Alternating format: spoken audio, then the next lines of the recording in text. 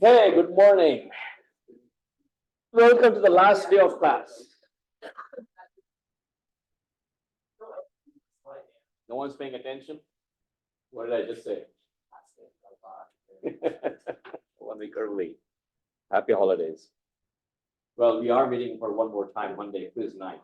Okay, but what I want to talk about first is the final exam. Okay? So let me bring up that page. Okay, final exam has been on the front page since day one. So you can access it directly from here. Front page of the kind of website. When you open up that page, it's here. Right. First thing I'd like to state, which is up to 4 minutes. Please read everything on this page. Okay. The final exam is mandatory. It's not optional. It's worth.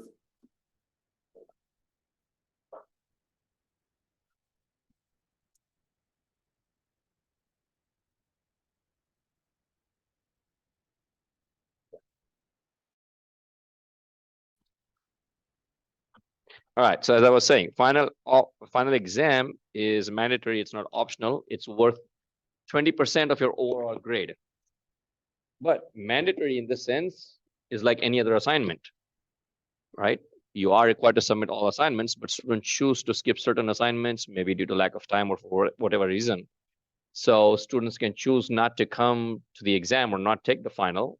They just lose out on 20% of your overall grade. So if you're happy with a C+ or a B- in this class before the final, you can students can make a personal decision to not give the final. But as far as I'm concerned, it is part of it's part of your grade.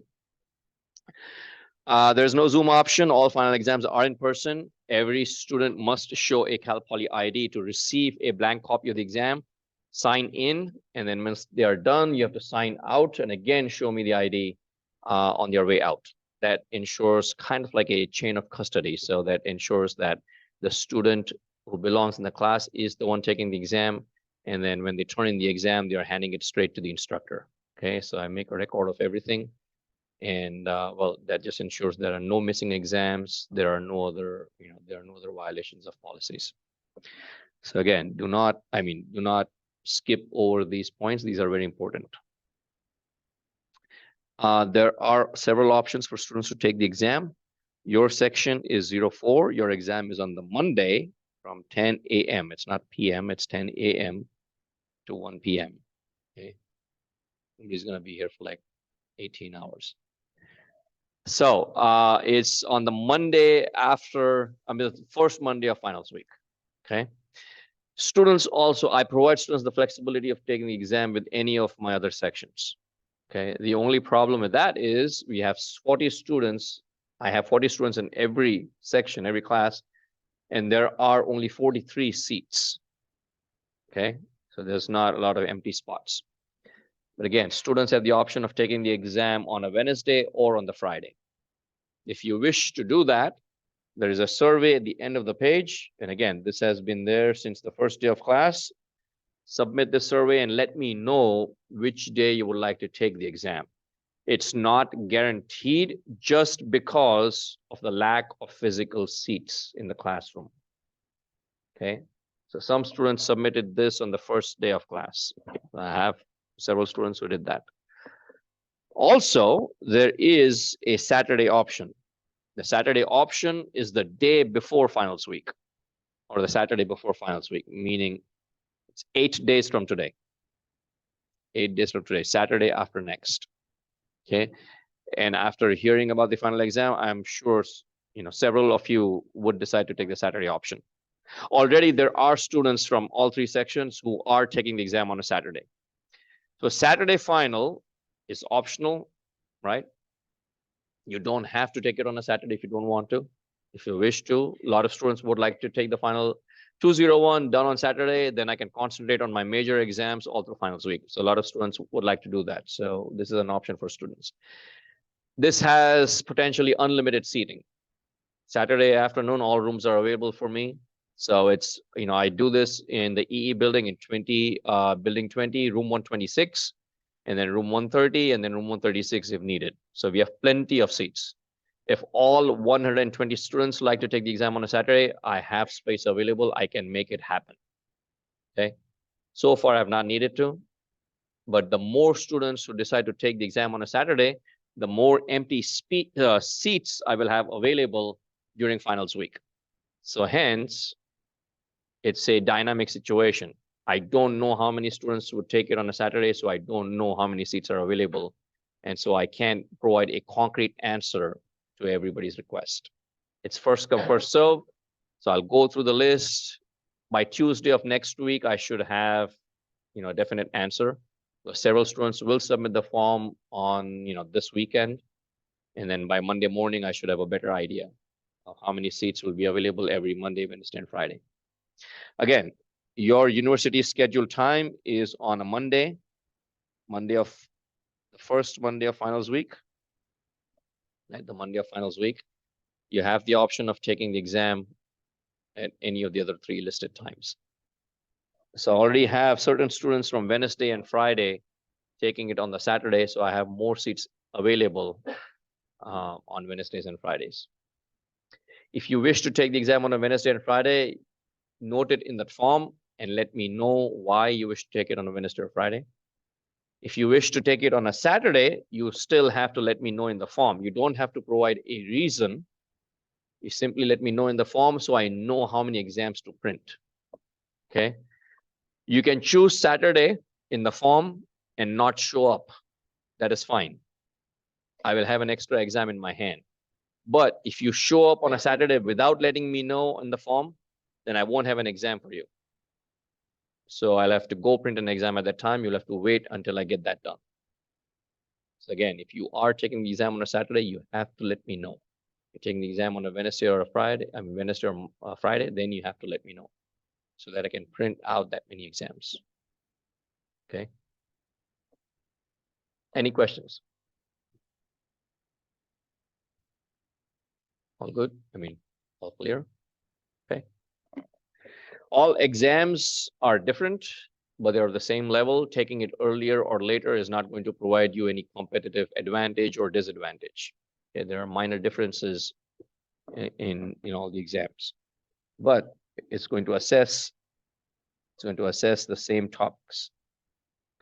Okay, if I ask you to solve a problem with a particular method, you have to solve it using that method. You cannot use anything else. Again, it goes back to ABET credit requirements, right? Our programs are accredited by ABET, the Accreditation Board for Engineering and Technology. Every few years, they do a site visit. They look at the outline syllabus, which is in accordance to ABET, ABET outlines. We have expected course outcomes, the syllabus. They review the syllabus, the topics that you are required to teach, and then they pick samples on where the instructor provided that knowledge on that topic, and then they look at examples where students displayed their knowledge about those topics. So again, if I ask you to solve it using node voltage analysis and you solve it using superposition, I have no basis for judgment. I have no basis for assessment about your knowledge of node voltage analysis.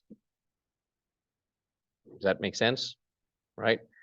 So even if your answer is correct, I cannot award any points to that solution. You'd get a 0 pretty much. So again, if the question states solve using mesh current or node voltage or voltage division, you have to show me those topics. If you solve it using anything else, even if it's a correct answer, I cannot award any points. And that is the reason why. So in this advice or this explanation applies to any class you may take anywhere. Okay. Now, for the contents of the exam. Oh, units. Do not forget units. Big chunk of your final exam is based on chapters 1 and 2. Thevenin and Norton theorem. Okay, again, Thevenin and Norton are theories. They are not analysis techniques.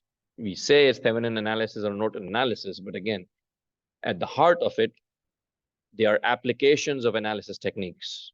right? They are equivalent circuits, they are theorems. And so there's one big problem that covers everything from chapters 1 and 2. Okay. It sounds a little bit scary, but it's straightforward and simpler because you're not dealing with different circuits for every topic. You're dealing with the same circuit for the entire topic. So as part of the Thevenin and Norton, you will be assessed on node voltage, on mesh current, voltage division, current division, everything to do with that one single circuit. Okay? You're analyzing that same circuit multiple times. So chapter 1, the entire course is based only on 3 equations: Ohm's law, KCL, and KVL. Everything else is built on these 3. Okay. So Ohm's law, KVL, KCL, resistors in series parallel, equivalent circuits, NVA, MCA, Thevenin and Norton equivalent circuits, and that is chapters 1 and 2. We'll run into 4 pages, about 30, 35 points. Then one problem from chapter 3, physical construction of a capacitor and inductor. This page, by the way, is not updated. I just thought of some of these points last night, so I will update this sometime over the weekend. Okay, I will update this over the weekend. Physical construction of capacitor inductor, maybe piecewise linear analysis, maybe not. I'm leaning 50-50. Capacitors and inductors in series and parallel. And then one problem on transient analysis. And that's it. Not going to assess anything more separately. Chapter 6, frequency response and filters. No problems based from that chapter.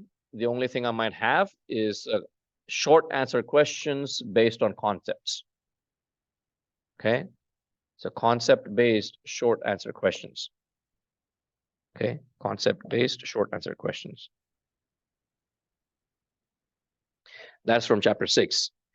Chapter 5, we assessed in quiz 7, and AC power I'm going to assess on quiz 9 on Monday, which is this upcoming Monday. So it's about 30, 35 minutes long. And the distribution between the quiz 9 is going to assess AC power, but you would need knowledge and maybe to perform some calculations about AC analysis, meaning voltage and current, complex impedances. And so majority of the quiz will be assessing AC power, which is 70, 75%, but about 25, 30% would be dealing with voltages, currents, and complex impedances. Okay, so you do need to know AC analysis for quiz 9. And again, that will be updated later today.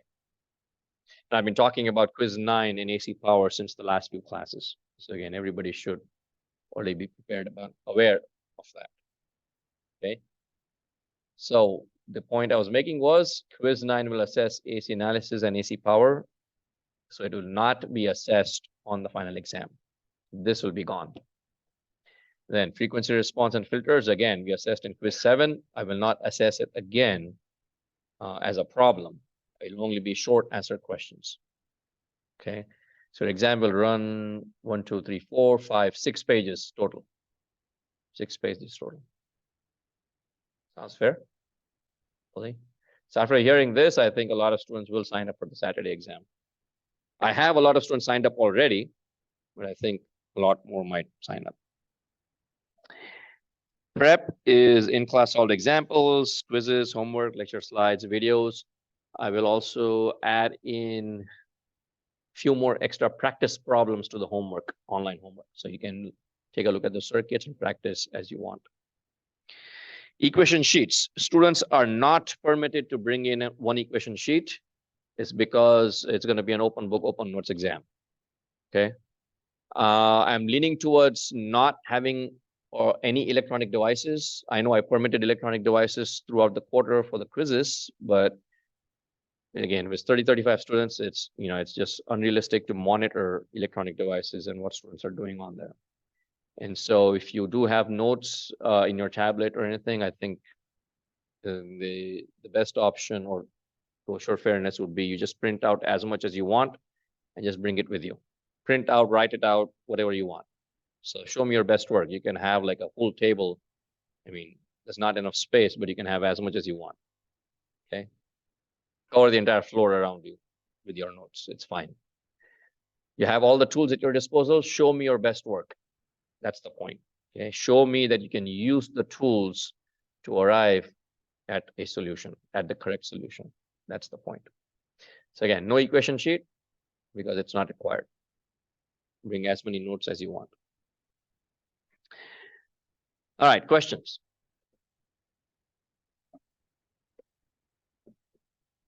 Any questions? All good for now? And of course, questions come up, send me an email, see me in my office, it's fine.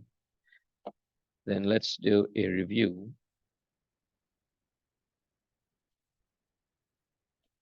With brown fox jumped over the lazy dogs.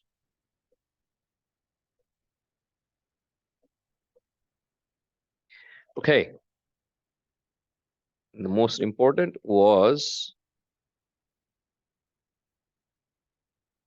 Ohm's law. Ohm's law, KVL, KCL. The entire course is based on these three equations. Okay. Everything. That was the reason why we had so many homework assignments in the first week of class. Also is part of your prereq course, physics courses, of course. And then, of course, the entire 201 material is built on these three equations. And then, of course, the power equation, P equals VI. And everything else is derived from a combination of these three and then the power equation. Everything. So we have Ohm's law, then we have passive reference configuration power, KCL, and then KVL. So make sure you study these, go to the homework problems. You need to be adept at applying these equations efficiently, fast, and correctly. Okay. So that was chapter 1. Chapter 2, we began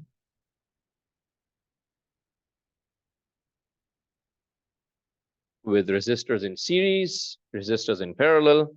And again, that also requires a little bit knowledge of Ohm's law, where we add it up together. And then equivalent resistance, REQ. And that led us into our first analysis technique, series parallel equivalent analysis, where you take a large combination of resistors, reduce it down to one single resistance, and then apply Ohm's law, expand it back up, find voltages and currents along the way. Okay.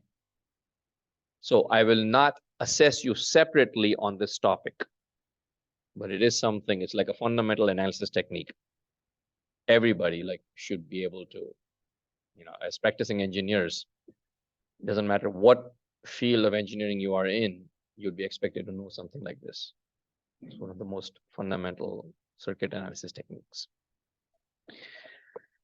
Okay, then we saw voltage division and current division. These two techniques will be assessed on the final exam. These are shortcuts. Voltage division and current division are shortcuts. They are derived from Ohm's law.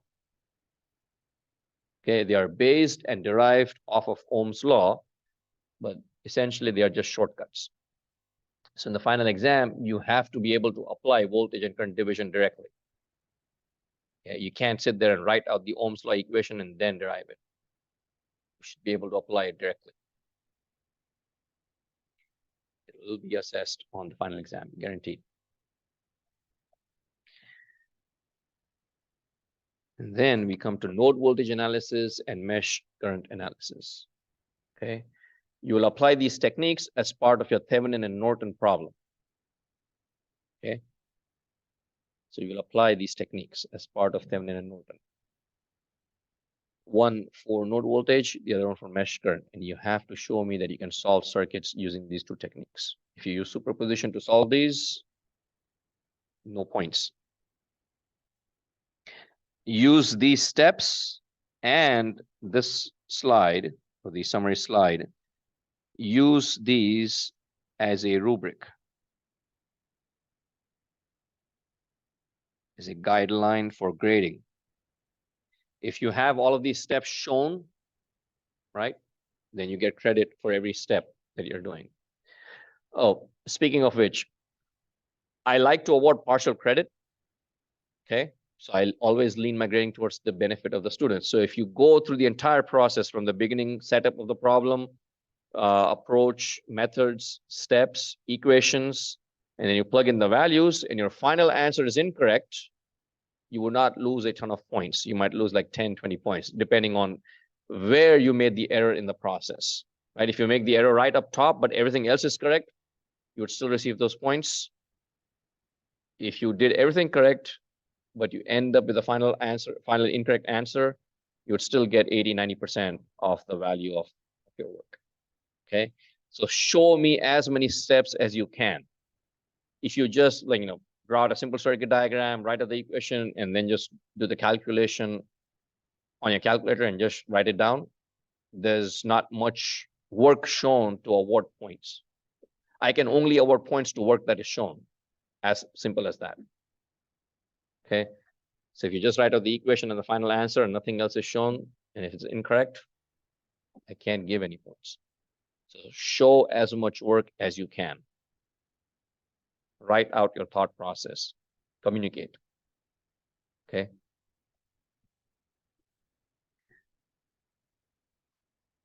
And then we have examples for node voltage and mesh current analysis. And again, for mesh current analysis, you have these steps.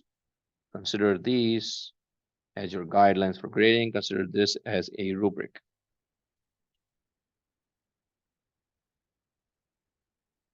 Okay. I will not assess super node and super mesh separately. I'm not going to ask you for super nodes or super mesh. If you wish to apply it, that's fine. Depending on the circuit, if you think super node or super mesh applies, again, super node and super mesh is a shortcut. Rather than writing two separate KCL equations, we write one equation. That's what a super node is. That's also what a super mesh is. So I'm not going to ask you explicitly, but if you wish to apply it, that's fine.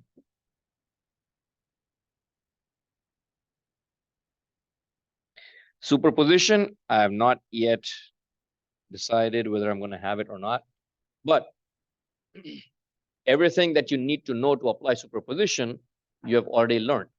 Series parallel analysis technique and reducing the sources to zero, right? That's what superposition requires.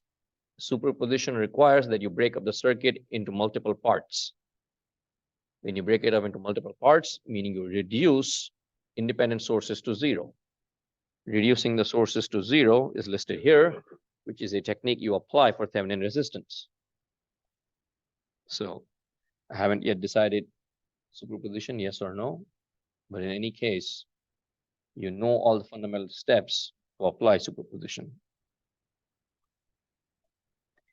And then equivalent circuits, the main goal. Thevenin and Norton equivalent circuits, as I stated, guaranteed problem. First 4 pages, chapters 1 and 2, about 30, 35 points.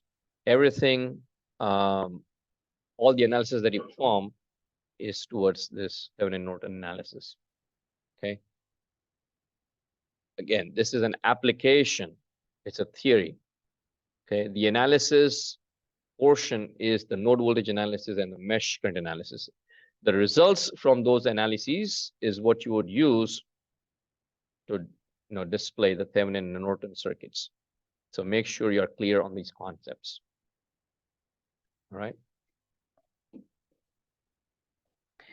And then we have source transformation. Again, I'm not going to assess this separately. It's a technique you should be familiar with. If you wish to use it, that's fine. I personally stay away from source transformation. Somehow I never really got the hang of it.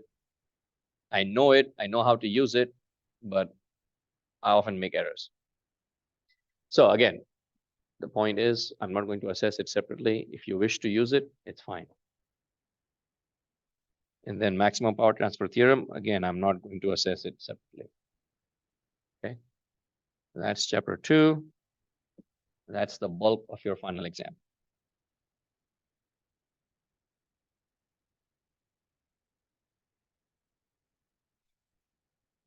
Chapter 3, inductors and capacitors, as I stated earlier.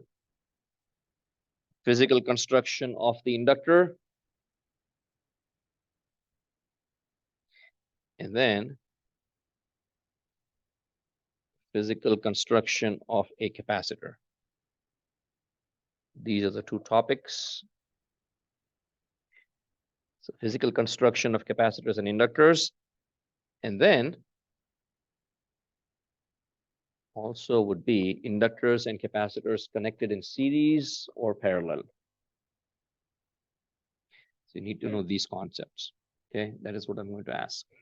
I'm not going to ask you anything else.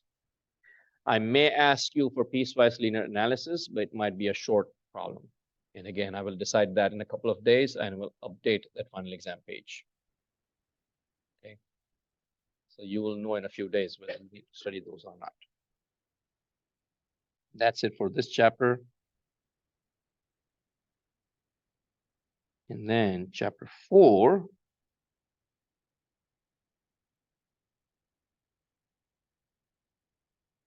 Transient analysis, one problem. This is the only thing you need to know.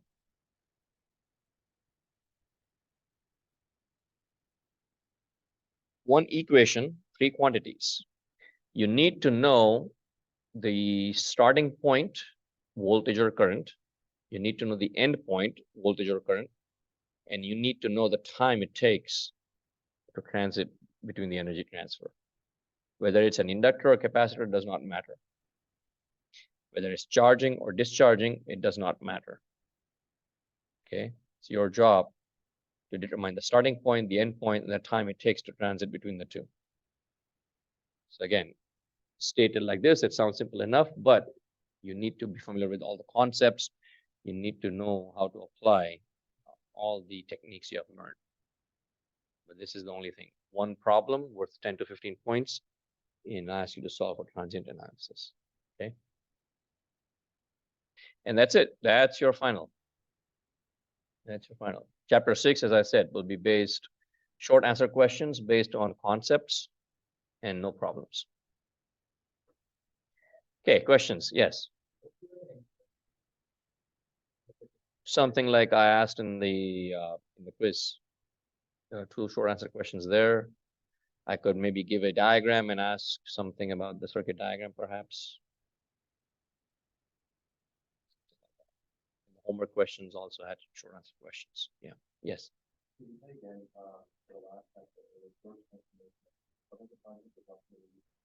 Maximum power transfer theorem.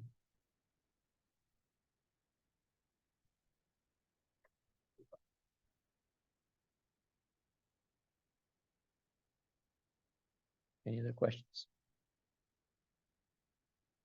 Well, I'll be here all week, Monday through Friday. I'm here every day, 8 to 5, some days from 8 to 6. So I'll be in my office. Stop by anytime you want, send me an email, meet over Zoom. I'll be here every day of finals. Well, I'm guaranteed to be here Monday, Wednesday, Friday of finals week. Tuesday and Thursday, I don't know yet. I have to get a lot of grading done. And so, but I'll be available. That's the point. I'll be available and accessible. Send me an email, stop by my office. And I hope you all learned something. Well, learn a lot of things, hopefully, and retain a lot of things as you move forward. And well, I enjoy teaching this class. And I'm teaching it one more time in the summer, but I'm not teaching it in the next fall, so I kind of miss it. I really enjoy teaching 201 and 251. But again, last day of class, so to speak, today, we'll have one more class that is Monday quiz, then no class on Wednesday next week, no class on Friday next week. Catch up on your sleep if you want, catch up on your work, senior project, end of the year projects, prepare for your exams, whatever, your time is yours. Those class times are yours, okay?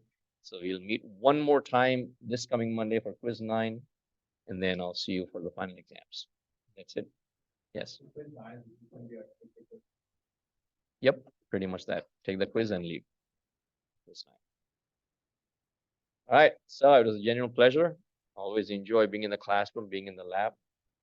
I like to joke around a lot in the lab, so I like that a lot.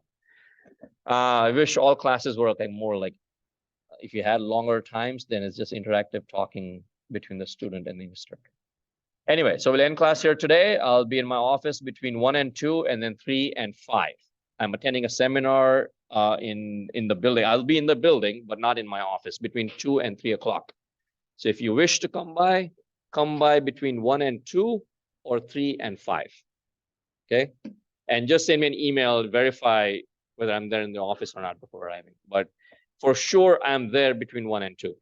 Okay. All right. Y'all have a good weekend, and I'll see you all on Monday.